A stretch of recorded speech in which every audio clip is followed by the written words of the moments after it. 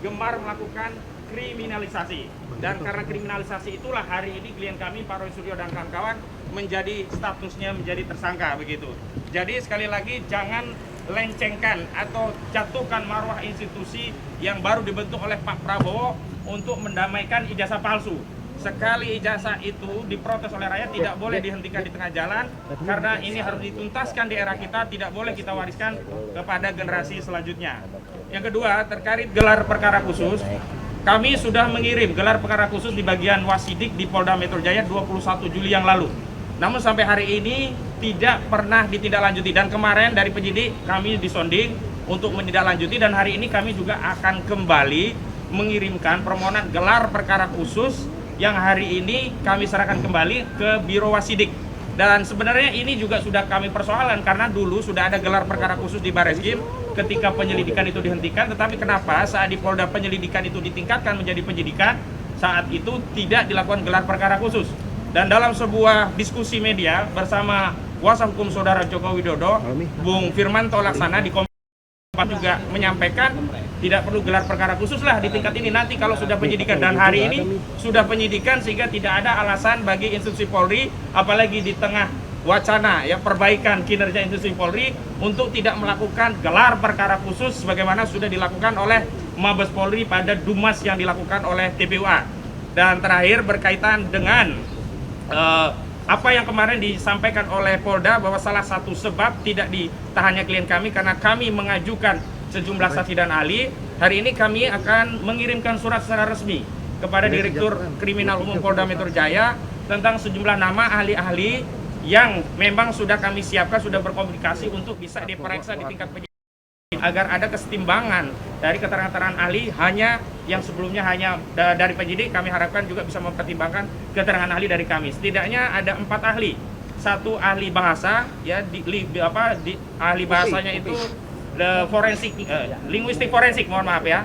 Kemudian ada ahli pidana, kemudian juga ada ahli IT. Untuk linguistik forensiknya kami sudah siapkan nama-nama dan nanti akan kami sounding, dan kami sudah meminta agar pemanggilannya melalui kami dengan waktu yang cukup agar nanti kami juga bisa menghubungi ahli-ahli kami. Kenapa demikian?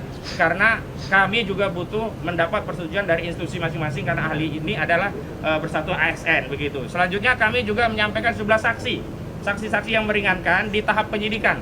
Terlepas kami juga nanti akan menghadirkan lagi di tingkat persidangan. Jadi di penyidikan dengan di persidangan kami bedakan. Di penyidikan kami setorkan ke pihak penyidik, di persidangan kami akan persiapkan tambahannya nanti di persidangan. Selanjutnya kami ingin tegaskan di kasus ini ya, peran yang membuat klien kami tidak ditahan adalah dukungan dan doa seluruh rakyat Indonesia. Jadi jangan percaya kalau ada pihak-pihak yang mengaku-ngaku merasa punya peran sehingga klien kami tidak ditahan. Apalagi mengaku-ngaku punya kapasitas untuk menyelesaikan persoalan ini dengan perdamaian. Ingat, justru sejak awal Jokowi tidak pernah mau damai, dan hari ini kalau kami mengambil perdamaian itu sama saja kami melakukan deklarasi pengkhianatan terhadap seluruh rakyat Indonesia, dan itu tidak mungkin dilakukan terutama oleh Pak Roy dan Pak Rismon yang selama ini sudah meyakinkan kita 99% ijazah itu palsu, 11.000 triliun ijazah itu palsu, dan seluruh rakyat sudah ikut meyakini keyakinan dari Pak Roy dan Pak Rismon.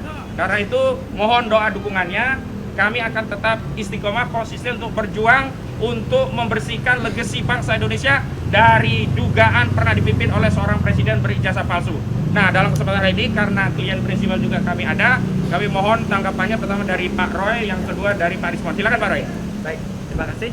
Jadi jelas ya teman-teman. Assalamualaikum warahmatullahi wabarakatuh. Tadi sudah diterangkan oleh koordinator non litigasi kami, Pak Ahmad Rosinuddin, bahwa kehadiran kami di sini itu adalah untuk menindaklanjuti dan kita mengapresiasi langkah dari Polda Metro Jaya yang telah menyebutkan bahwa kami akan mengajukan sejumlah nama.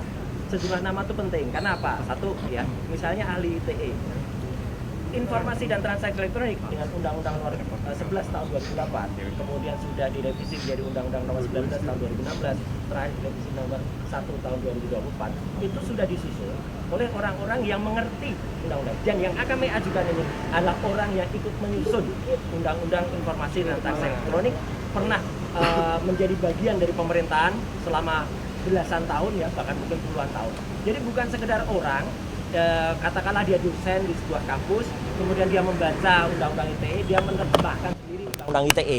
Jadi kalau hanya itu, banyak orang yang bisa membaca dan menafsirkan dan kemudian jadi salah.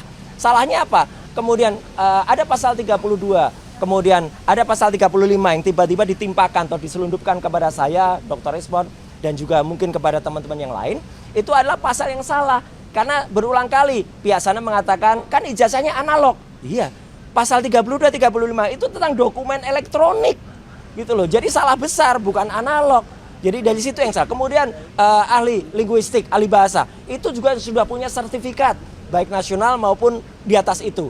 Jadi benar-benar ahli hukum pidana. Anda sudah berulang kali menjadi ahli pidana di berbagai kasus, berbagai hal, bukan yang hanya langganan di depan BAP. Ya, jadi kami lihat ahli-ahli yang mereka lakukan itu satu, ya, tidak pernah berkualifikasi seperti itu.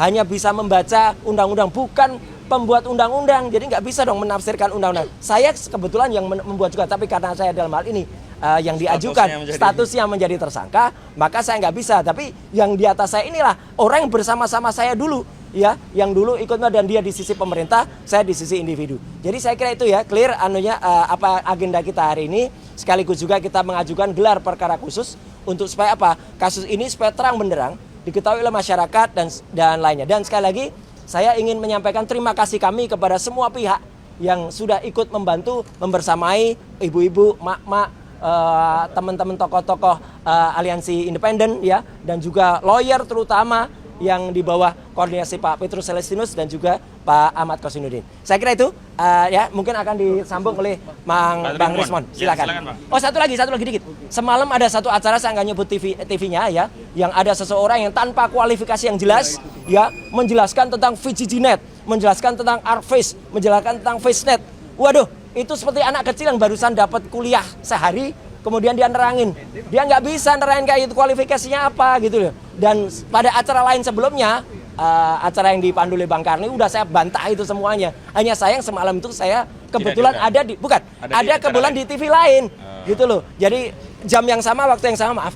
Jam waktu yang sama. Harusnya saya juga ada di situ karena itu geser harinya bukan pada hari biasanya. Maka komitmen saya pada TV yang lain tersebut saya lakukan. Jadi jelas ya, kalau ada orang yang menerangkan tidak dengan kepandaiannya, tidak dengan keahliannya, lah itu sama aja omong. Dan satu lagi yang pasti, apapun ijazah yang tampilkan tetap tidak ada lintasan stempelnya. Semalam dia ditanya, lintasan stempelnya mana?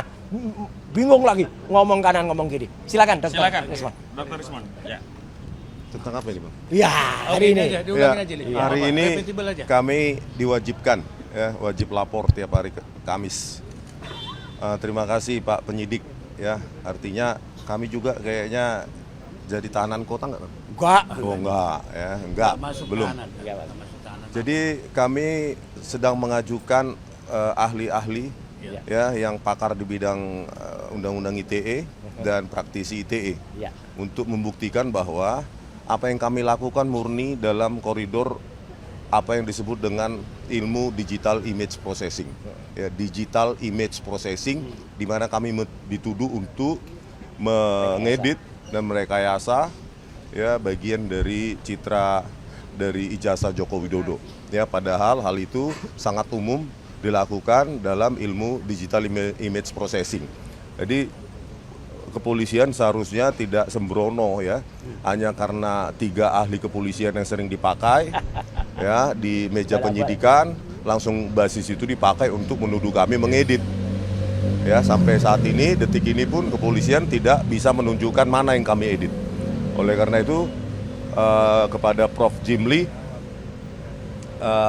ilmuwan, peneliti itu jangan dibungkam lah, Pak. Ya, kalau cari pasal, cari salah itu gampang. Ya, jadi tolong jaga demokrasi di Republik ini, ya, supaya ke depan, ya, generasi ke depan tidak lagi takut untuk bersuara, melakukan kajian-kajiannya, menuliskan buku dan lainnya, tetapi diancam dengan Undang-Undang ITE 32-35 yang ancamannya sampai 12 tahun. Ini bisa jadi terjadi pada kami dan besok kepada kalian, ya. Jadi kita harus bela demokrasi di Republik ini. Apapun itu kita berhak loh, ya, menganalisa dokumen publik dari seorang pejabat. Oke, gitu ya. Terima kasih. Oke, penutup Bang Jahmada Girsang, silakan Bang. Ya. Silakan maju, Bang.